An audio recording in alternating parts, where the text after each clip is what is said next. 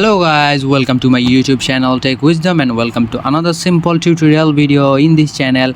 Now today I'm going to show you how you can copy your YouTube channel ID from your mobile device in a easy way. So without any delay, let's start the video. First of all, go to your browser. Any browser will do, but for this process Chrome will be the best option for you. Now just go to your YouTube and just make sure that your account is connected in your browser YouTube account, and now select those three dots on top of your right screen here, and here you can see the desktop side option. Just click that option here, and as you can see my mobile is now on desktop side.